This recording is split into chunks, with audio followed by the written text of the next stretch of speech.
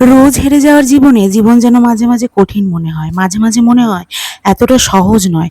সত্যি বলতে বন্ধুরা, জীবন হলো জল ভাত, কারোর কাছে আবার মিষ্টি ভাত, আবার কারোর কাছে অতি তিতো। নমস্কার সবাইকে, আমি রেণুকা। আজকে চলে এসেছি একটা নতুন ব্লগ ভিডিও নিয়ে। আজকে দুপুরবেলা তাড়াতাড়ি রান্নাবান্না সেরে চলে গেলাম বারুইপুরে। কেন গেলাম, কি বৃত্তান্ত, আজকে ব্লগে বলবো সবটা। তো দুপুরবেলা রান্নাবান্না সারার পরে আজকে চলে গিয়েছিলাম বারুইপুরে ডাক্তার দেখাতে। তার কারণ শাশুড়ি মার শরীরটা ভালো নেই। তো দুপুরবেলা রান্নাবান্না যখন করছি তখনও জানতাম না। তারপরে তাড়াতাড়ি করে স্নান খাওয়া করে নিয়ে বেরিয়ে পড়লাম।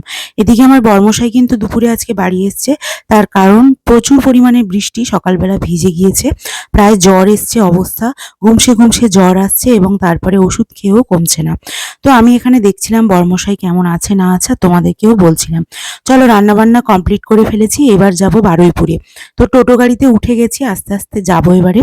তো অনেকটা সময় লেগেছে রান্নাবান্না শেষ করতে, কিন্তু দুপুর দুপুর বেরোতে হচ্ছে ডাক্তারখানায়, কারণ একটু তাড়াতাড়ি ওখানে 4টের মধ্যে পৌঁছাতে হবে। তো বন্ধুরা দেখো, 2টোর সময় রান্নাবান্না সেরে 2:30টার মধ্যে খাওয়া দাওয়া করে কিন্তু আমরা বেরোবো। সেই সময় মুষলধারে বৃষ্টি, এত পরিমাণে বৃষ্টি, এত পরিমাণে বৃষ্টি যে বৃষ্টি থামার নামই নিচ্ছে না।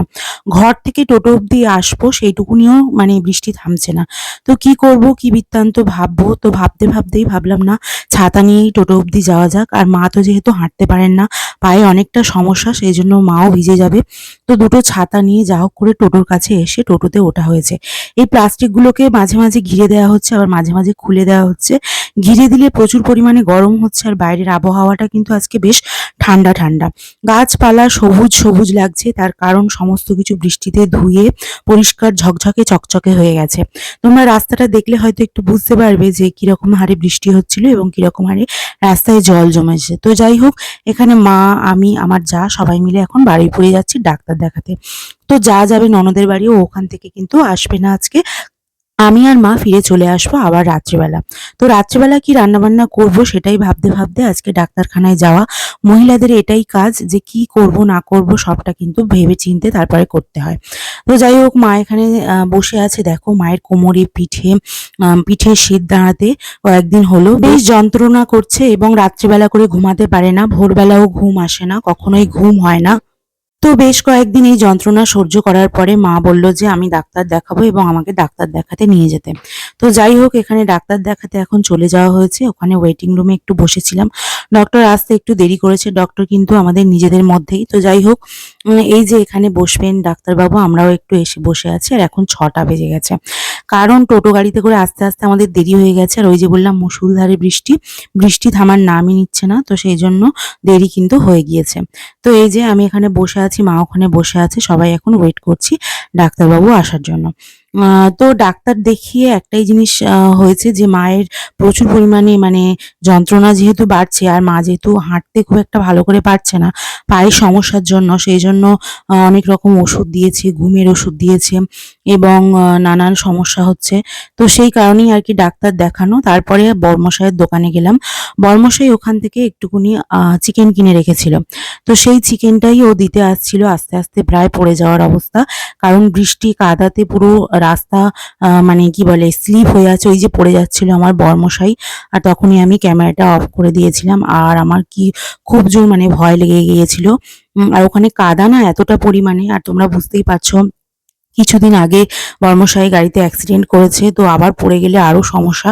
তো ভগবান বাঁচিয়ে নিয়েছেন। যাই হোক, এখানে এখন চলে এসেছি।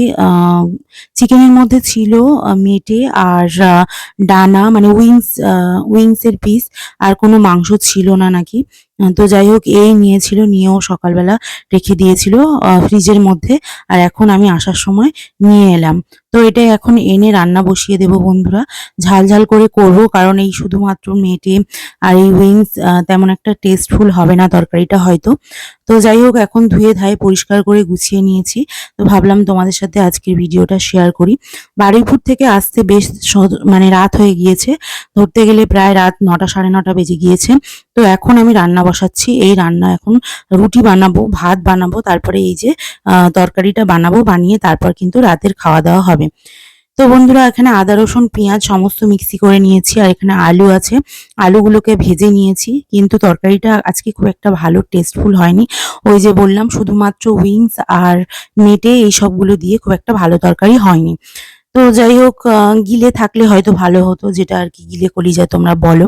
তো টমেটো, পেঁয়াজ, কাঁচা লঙ্কা সমস্ত কিছু এখানে দিয়েছি, একটু শুকনো লঙ্কা ফোড়নে দিয়েছি, দিয়ে কষিয়ে রসিয়ে এখন রান্না হচ্ছে চিকেন। তো এই যে আলুগুলোকে ভেজে তুলে নিয়ে এক সাইডে রেখে দিয়েছিলাম বন্ধুরা। আর তোমরা অনেকেই আমাকে প্রশ্ন করো, দিদি দাদা কি করে, দাদা কি কাজ করে, সেটা তোমরা কেন বলো না? তো যাই হোক, আমি প্রতিটা ভিডিওতে কিন্তু বলি তোমাদের দাদাভাই কি করে না করে, তো সমস্তটাই তোমাদের সাথে শেয়ার করি। লাইভ এলেও বলি তোমাদের দাদাভাই কি করে, কিন্তু তবুও তোমরা জিজ্ঞেস করো। তো সেই জন্য আজকে আবারও তোমাদের জন্য বলবো, তোমাদের দাদাভাই তার বাবার লন্ড্রি দোকানে বসে এবং ব্যবসার সাথে যুক্ত আছে। তো যাই হোক, এই হলো ব্যাপার। আর এক্সট্রা করে কোনো রকম কোনো কাজ করে না। তো ছোটবেলা থেকে ওর বাবার যে লন্ড্রির ব্যবসা, সেটাতেই ও কিন্তু থাকে। তো তারপর যাই হোক, এখন উইংস গুলো তরকারির মধ্যে দিয়ে দিলাম, দিয়ে এখন কষিয়ে কষিয়ে রান্না করার পরে কিছুক্ষণ পরে আমি মেটেগুলোকে দেবো, নইলে একটাও খুঁজে পাওয়া যাবে না, সব ঘেঁটে যায়। মানে কেন জানি না, আমি মেটে রান্না করার সময় একটু ঘেঁটে যায়, কারণ চিকেনগুলো একটু সিদ্ধ সিদ্ধ না হলে ভালো লাগে না। তো যাই হোক, এবারে আমি মানে দানাগুলোকে ভালো করে কষানোর পরে মেটেগুলোকেও দিয়ে দিয়েছি। তারপরে এখন আলু দেওয়া হয়নি, তো কষানোটা কমপ্লিট হয়ে গেছে। যেহেতু মুরগির মাংস খুব একটা মানে কষানো না হলে ভালো লাগে না। তো তোমরা কারা এগ্রি করবে জানি না। তারপরে আমি একটু লেবু চা বসিয়ে দিলাম। এই লেবু চা ভীষণ প্রিয়, সেই জন্য গ্যাসের মধ্যেই একটু লেবু চা বসিয়ে দিলাম। আলুগুলো ভেজে রেখেছিলাম, এখন তরকারির মধ্যে দিয়ে দিয়েছি। যাই হোক, রান্নাবান্না কমপ্লিট করে ফেলেছি। তারপর শ্বশুরমশাই বাজারঘাট নিয়ে এসেছেন, এখানে এখন ব্যাগ থেকে বাজারঘাটগুলো নামাবো। তো সজনে ডাঁটা এনেছিল, টমেটো, কাঁচা লঙ্কা, বাঁধাকপি, পরের দিনের যে রান্নার বাজার, সমস্ত বাজারঘাট এখানে এনেছে। এখন অনেক রাত হয়ে গেছে বন্ধুরা, তো আমি এখন ভাবলাম যে এই সবজিগুলোকে একটু ঢেলে রেখে দিয়ে মানে রেখে দিয়ে যাই। তো যাই হোক, এই যে টমেটোগুলোকে ফ্রিজে রাখতে হবে। আর এই যে সমস্ত ধরনের সবজি এখানে নিয়ে চলে এসছে। এমনটাই হয়, আমার সবজি ঢালতে ভীষণ ভালো লাগে, যে কোনো কালারফুল সবজি, শাক আমার খুব ভালো লাগে। নোটে শাক, ওই যে সবুজ সবুজ। আর কিন্তু আমরা কলমি শাকটা অ্যাভয়েড করি, তার কারণ কলমি শাকে নাকি প্রচুর পরিমাণে প্রেশার বাড়ে। তো সেই জন্য কলমি শাকটা অ্যাভয়েড করি। তো আমার ভিডিওটা কে কোথা থেকে দেখছো কমেন্ট করে জানিও। আর তোমরা কেমন আছো অবশ্যই জানিও। রোজ তোমরা আমার ভিডিও দেখো বলেই আমি নতুন নতুন ভিডিও নিয়ে তোমাদের সামনে আসি এবং তোমাদের সাথে কথা বলতে আসি। তো যাই হোক, এই যে সজনে খাড়াগুলো বন্ধুরা এখন পাওয়া যায় না, এখন নদনে নদনে ডাঁটা হয়তো, তো জানি না। এগুলো আর কি সমস্ত গুছিয়ে নিয়েছি, নিয়ে এখন তরকারিটা একটু ফুট বাকি আছে, তরকারিটার জন্য ওয়েট করছিলাম। আর যেহেতু রুটি হয়ে গিয়েছিল, সেই জন্য অতটা চাপ ছিল না। তো চলো, আর যেমন গরম পড়েছে তেমন কিন্তু আজকে বাইরে বৃষ্টির ওয়েদার হলেও গরমটা কিন্তু পড়েইছে। আর এই যে লেবু, পাতি লেবু রোজ আসে, আর উচ্ছে এসছে, টমেটো, এগুলো সব ফ্রিজে রেখে দেবো। আর সজনে ডাঁটাগুলো রান্নাঘরেই রেখে দিয়েছি, পটল এনেছিল, তো সেগুলো রান্নাঘরেই আছে, এগুলো ফ্রিজে রাখার জন্য আমি কিন্তু মানে নিয়ে নিয়েছি। আর এই যে টমেটোগুলো সব ঢেলে দিয়েছি ফ্রিজের মধ্যে। বাইরে কিন্তু এখনো ঝমঝম করে বৃষ্টি হচ্ছে, কিন্তু মানে কি বলবো, আজকের খিচুড়ি হলে হয়তো খুবই ভালো হতো, কারণ বৃষ্টি হলে আমাদের বাড়িতে খিচুড়ির মরশুম। আর এই যে আমার জায়ের ছেলে পুচকু ওখানে দাঁড়িয়ে আছে, কিছু একটা, হ্যাঁ, বিড়ালের বিস্কিট নিতে এসছে, ওকে একটা বিস্কিট দিয়ে দিলাম। আর এই যে পান এনেছে আমার শাশুড়ি, শ্বশুরমশাই পান খান, এই যে পানের একটা বান্ডিল এনেছে, এই পানগুলো ওরা খাবেন। আর এখানে পটল ছিল, সেটাই দেখাচ্ছি। পটল, তার সাথে কয়েকটা লেবু রেখে দিয়েছি, শশা, এগুলোই তোমাদের দেখাচ্ছি বন্ধুরা। আর ঝিঙে এনেছে পরের দিনের বাজারের, মানে পরের দিনের রান্নার জন্য। তো যাই হোক, আজকের ভিডিওটা কেমন লাগলো অবশ্যই কমেন্ট করে জানিও।